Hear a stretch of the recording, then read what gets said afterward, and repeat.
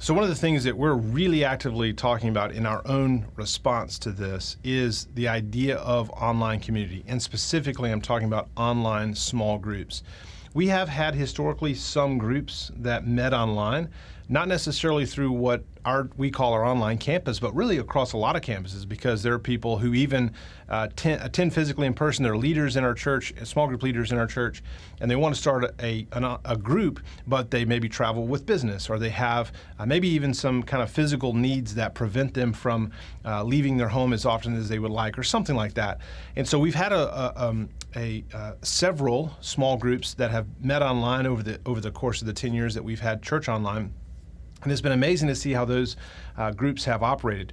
We've never really had a strong emphasis on it for Highlands, but obviously now we're kind of thrust into a situation where actually no, we're having to emphasize, we're getting the opportunity to emphasize online small groups more often. So part of the way we're doing this is by equipping our small group leaders with some basic information. We're not going to try to build a platform that every small group leader uses to connect everybody in one central way. There's tons of technology that already exists. It's simple as text messaging and has graduated as full-blown video conferencing systems that can allow us to face-to-face talk with each other, right? And so in the entire gamut from text to real-time video connection, there's an opportunity to engage with people. So what we want to do is just empower our small group leaders and say, we're building a document actually right now and recording actually kind of a video similar to this that will go out to our group leaders and say, hey, here's some technologies you might consider using, but there's tons available. Maybe you even have an account on a video conferencing site or an instant messaging site or Slack or Zoom or something like that, Skype. There's just a ton of different ways that you can connect very easily with people. And so we're just going to encourage we're just going to send those small group leaders a list, some of those things that we kind of use, in our day-to-day, and say these are things you might consider doing. But again, even if it's a text message or a phone call, I mean, you can have a conference call so easily on smartphones today, right? Dial the first party, hit the plus sign, add the second person, and away you go. And you can keep adding and have great group conversations. There are some things we're probably going to provide also as technical guidelines. It might be something for you to consider. As you get into video conferencing especially, there's some ways it gets unwieldy. If you have more than 10 or 12 people, sometimes it's hard to have a group discussion, and so you really need to kind of coordinate the conversation maybe a little better. It's not quite as smooth and seamless as it is if you're in an in-person environment.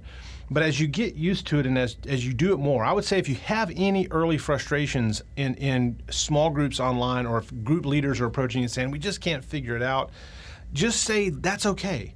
Like, let's look at a different option for you. Don't get frustrated and immediately kind of say, well, that's just not going to work. No. Figure it out. There's tons of different ways. You'll find a comfort level with it, especially if you get into a rhythm with it. In the first 5 minutes of a video conference, for instance, it takes 5 minutes for people just to connect, just to get going. Like, they're going to have microphone issues or video issues or, whatever else. Just be patient. It's going to take a little longer. It's not in person. But you can get into very rich conversations very quickly. And sometimes there's kind of that point where you're like, you forget that you're on a video call because you're hearing the voice, you're seeing the face.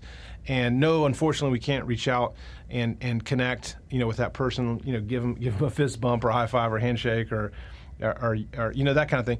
But we can at least see them. We can at least interact with them. We can look at the countenance of their face. And in a small group setting in particular, again, I love text messaging and emojis and emoticons. That probably can work in a instant messaging group environment or Facebook comment section or something like that. You can absolutely have community with just text, but if you can graduate up into that video technology, I just love the accountability of being able to see someone, see their face, see their countenance. You can tell when your group leaders walk into your home, every week how they're doing before you even ask, right? And so the video conference lets us do just that. One of the things we found too with church online, with ministering to people online, is that a lot of times people are willing to have very in-depth conversations about their spiritual life. Sometimes it's when they're behind a keyboard that they actually feel most comfortable. There's personality types who really embrace that type of communication more than others. And you might actually find there are people in your church who kind of come alive and you didn't really even know what you had in your church until you hear of someone who's all of a sudden kind of coming alive, maybe even as a leader, and saying, hey, this is actually kind of my time to shine. I'm not really an extroverted people person, but I do love people, and behind a keyboard, they might be equipped and empowered at another level to serve in ministry. You really don't know what God can do through this. I wish I had time to just talk through some of the miracle stories we've seen here at Highlands in our own opportunities in online ministry over the years. And if I did have time, you'd cry with me, because it doesn't matter what the tool is. Technology never is going to lead ministry, no matter what, right? Ministry leads and technology serves the ministry opportunity. But in this case right now, discipleship in community and engagement with your church is going to be one of the most important parts of sustaining the very life of the church. For us, small groups are the life of Church of the Highlands, and it feeds everything else we do when our communities are engaged well and connected well with each other. Our small group leaders are empowered to do the work of ministry. And that's our goal. And so for you, if you're a pastor or a church leader, just think about that, okay? Equip the saints for the work of ministry. Now that might mean helping them find a technology to use in order to do just that. I'm telling you, if Paul were alive today, it wouldn't be letter writing that he'd be doing. He would be sending out videos online. He'd be connecting in Facebook groups.